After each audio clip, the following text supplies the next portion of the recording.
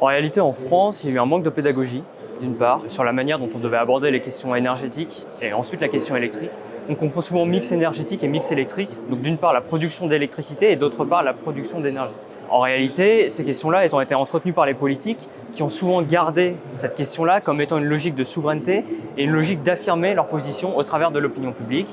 Cette polarisation, elle s'est manifestée notamment au travers d'une opposition assez factice entre le nucléaire d'une part et les énergies renouvelables, et beaucoup de contre-vérités, beaucoup de raccourcis qui ont été propagés dans la population.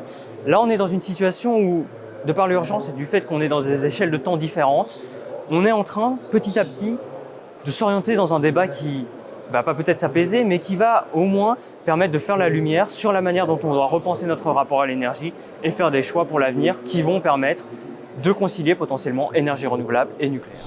C'est vrai que c'est très marqué en France, mais en réalité, on se rend compte que ces questions-là ont marqué d'autres pays. En Allemagne, il y a eu cette opposition très rapide au nucléaire dans les années 70 qui s'est ensuite manifestée en 2000 par une décision de sortie.